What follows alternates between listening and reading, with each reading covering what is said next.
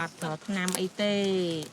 អូណា ជាតិហ្មង ណែមានស្បៃឆៃស៊ីនមួយអមែនទេ បែរនេះអាស្បៃនឹងតាតែវា មិន កា មានការដូចស្បៃឆៃស៊ីន បែរវាធំហ្មងវាចាស់ហ៎ អូ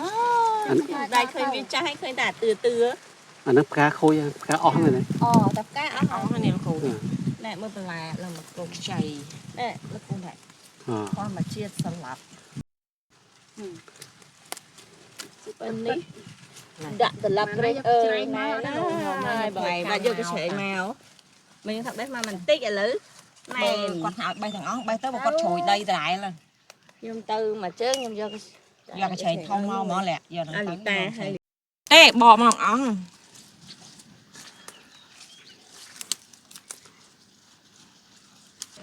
ទីនេះយើងឆាថ្ងៃមិញហ្នឹងមែនទេ ចាទីនឹងឆាថ្ងៃមិញជាតិហ្មង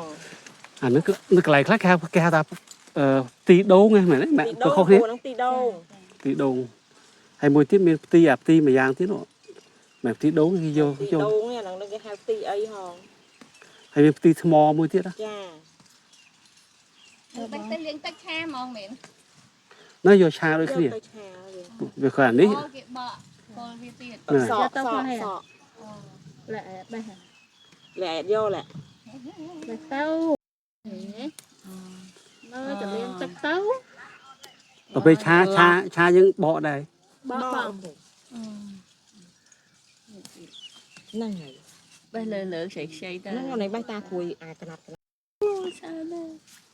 ធម្មជាតិស្លាប់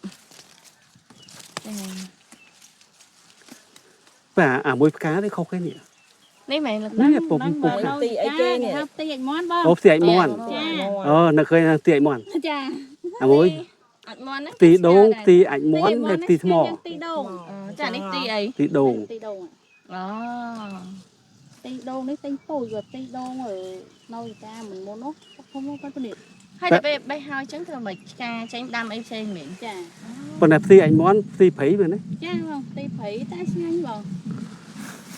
ចាប់ទីថ្មដល់តែមានឃើញដាំឥឡូវណា ទីថ្មអត់មានទេបើលាក់ភ្លៀងអាចមាននៅតាមដីគេជួសហើយ